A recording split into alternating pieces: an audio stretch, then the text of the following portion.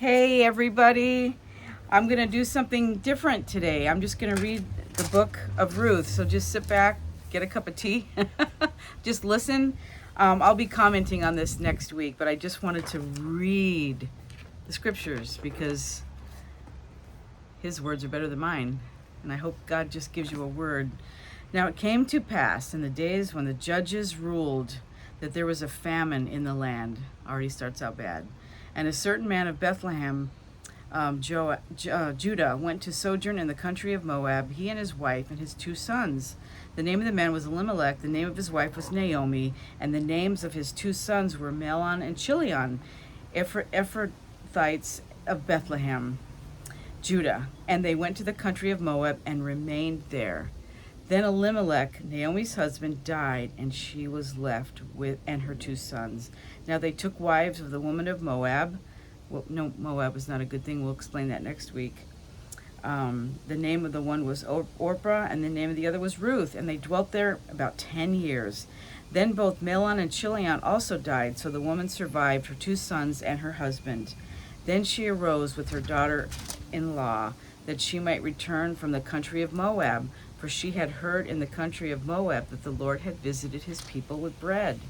Therefore she went out from the place where she was, and her 2 daughters-in-laws with her, and they went on the way to return to the land of Judah.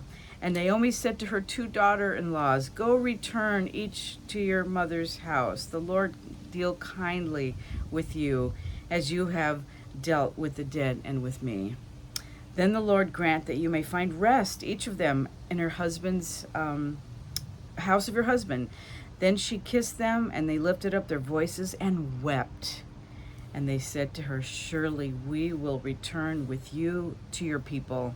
But Naomi said, Turn back, my daughters. Why will you go with me? Are there still sons in my womb, that they may be your husbands? Turn back, my daughters. Go your way. For I am too old to have a husband, and if I should say that I have hope, even if I should have a husband tonight, should also bear sons, would you wait for them till they were grown? Would you restrain yourselves from having husbands? No, my daughters, for it grieves me very much for your sakes that the hand of the Lord has gone out against me. Then they lifted up their voices and wept again, and Orpah kissed her mother-in-law, pretty much said goodbye, but Ruth clung to her. Wow. And she said, Look, your sister-in-law has gone back to her people and to her gods. Return after your sister-in-law.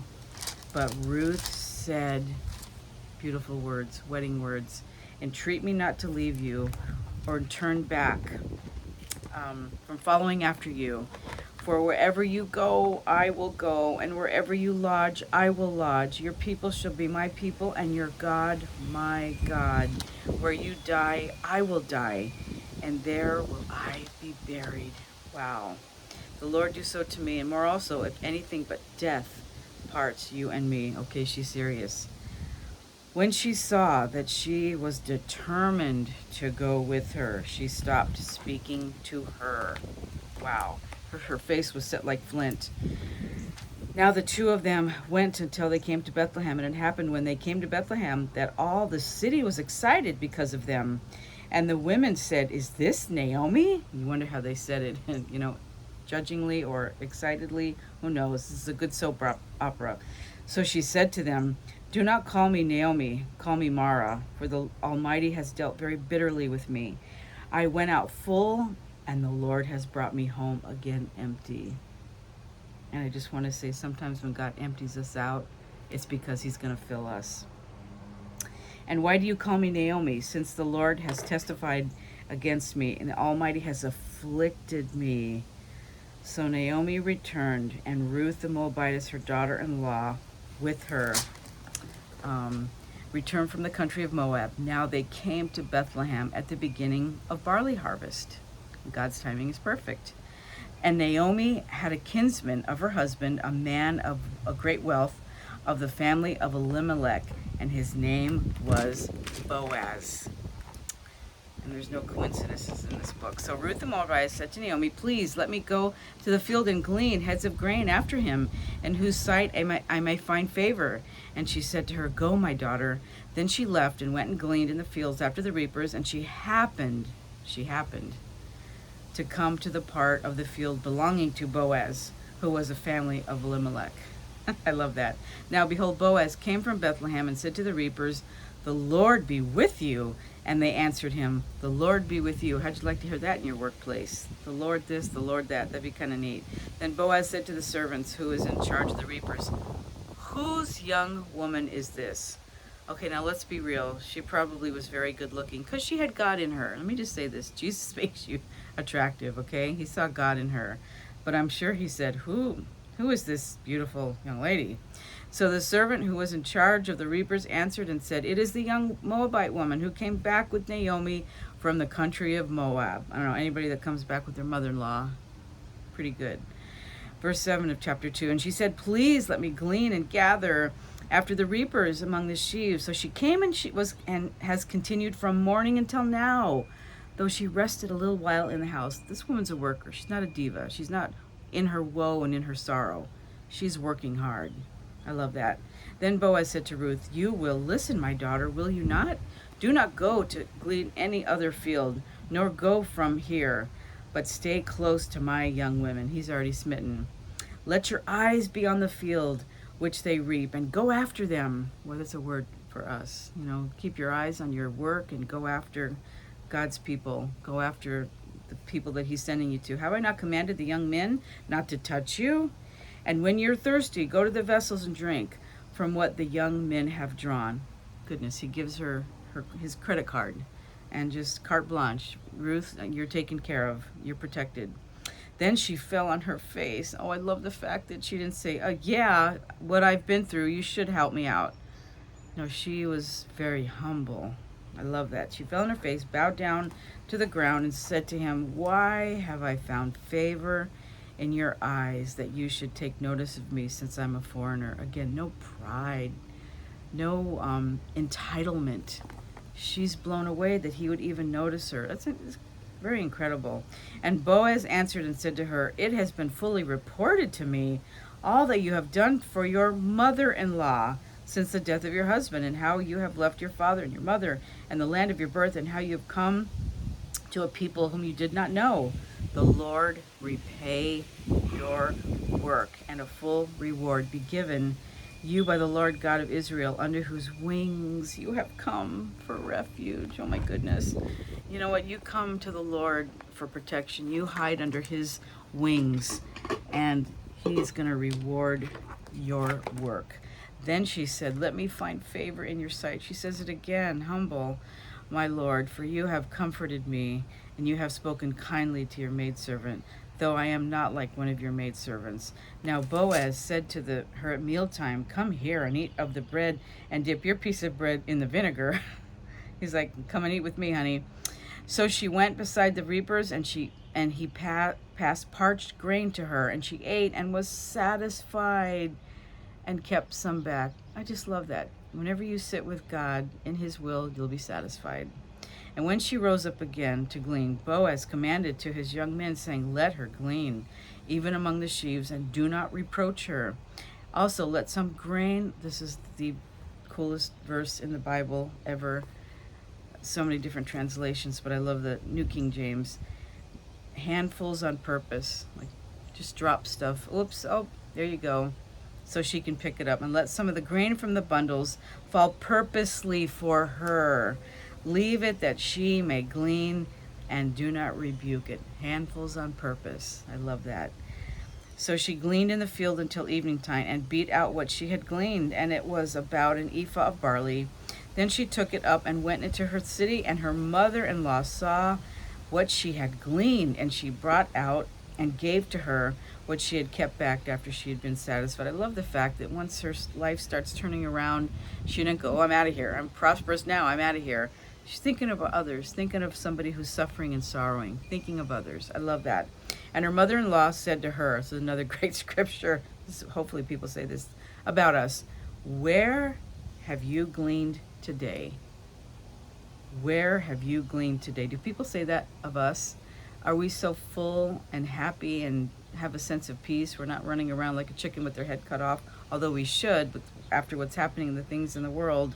Um, where do you, where do you go to church? And where do you work? Blessed be the one who took notice of you. God takes notice of us. How great is that? So she told her mother-in-law with whom she had worked and said, the man's name whom I worked for is Boaz. I don't know. I just wonder if Naomi just did the happy dance. All of a sudden the light went on. Bing. Boaz, did you say? Then Naomi said to her daughter-in-law, blessed be the Lord who has not forsaken his kindness to the living and the dead. And Naomi said to her, the man is a relative of ours, one of our near kinsmen. Oh, then Ruth the Moabitess said, he also said to me, you shall stay close by my young men until they have finished all my harvest. And Naomi said to Ruth, her daughter-in-law, it is good, my daughter. You think?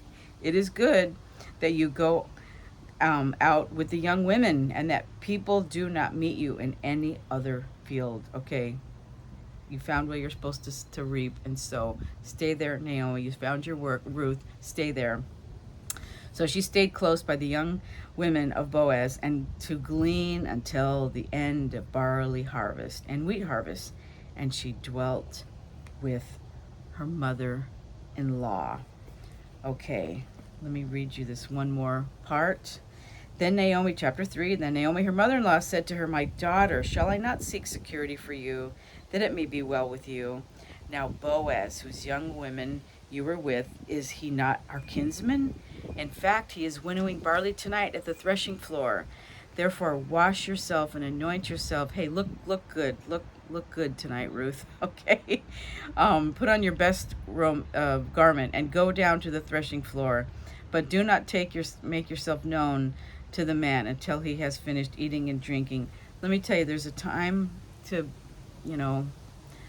look good and a time to pray, and I think they both go together. Pray, but I'm also gonna dress nice for this interview. I'm not gonna look like a slob, okay? Then it shall be when he lies down that you shall take notice of where he lies, and you shall go in. This is nothing sexual, by the way, whatsoever. They were all lying in that, guarding the grain, all of them in the barn. Uncover the feet and lie down, and he will tell you what you should do. And she said to her, all that you say to me, I will do. I don't know about you, but I would have said, yeah, I don't think I want to do that. Yeah, I can't do that. I don't know. I wouldn't want to go in at night. And anyway, so she went down to the threshing floor and did according to all that her mother-in-law instructed her. She's teachable. I love that. And after Boaz had eaten and drunk, and his heart was cheerful, he went to lie. I'm sure he was thinking about Ruth. He went down to lie down at the end of the grain, and she came softly and uncovered his feet and lay down. Now it happened at midnight that the man was startled and turned himself, and there was a woman lying at his feet. And he said, who are you? And she said, I am your maidservant Ruth. And he must have thought, oh, pinch me, I'm dreaming about Ruth. I am Ruth, your maidservant. Take your maidservant under your wing, for you are a near kinsman. Oh, I love that. Then he said, blessed are you of the Lord, my daughter, for you have shown more kindness at the end than at the beginning, in that you did not go after young men, whether poor or rich. Now, you know what? I'm sure Boaz was handsome, but Ruth, is making a sacrifice. He's an older man. She could have gone after younger men. And now, my daughter, do not fear. Do not fear. Maybe that's a word for somebody today. Do not fear. I will do for you all that you request. For all the people of my town know that you are a virtuous woman. Oh, I love that. First of all, what do you request from God? Hopefully not selfish prayers. Hopefully scriptural prayers. Lord, I want to be just prosperous in the kingdom of God spiritually, not so much financially, although God provides. But man, just ask God good things and he will give it to you. Ask him for your ministry. Ask him for your children. Ask him for good things. Pray good things and he'll give it to you. And then he says, for I know that you're a virtuous woman. Do people see that you are a virtuous woman? What do people say about you? What do they say about you? I think I'm going to stop right there. What are you known for? But look how, just in the midst of this evil time, her life is sad. She's lost everything. She's away from her family. I'm sure she wanted to go back to her mom and dad. I'm sure she did. But I think there was enough sweetness in Naomi that she said, I'm going to stay with my mother-in-law, because she's bitter right now. Don't call me Mara, don't call me pleasant, call me bitter. Who wants to stay with a bitter person? I don't think many people do. But when you can see the sadness in a person, or you can just see that person needs help. Hurt people hurt people. You can see past that. So here she stays, and again, we'll read the rest of the story next week, but just know that those are some really great thoughts for you. God sees. God has your field all picked out. God's going to bless your work. You will leave God's presence satisfied. Handfuls on purpose. God will drop things for you to pick up that you did not work for. So just consider yourself blessed all around. He takes your sorrow and gives you a song, right? Takes your misery and gives you a ministry, and your trials and your testings to a testimony. How about that? So I hope you were blessed, and we will continue next week.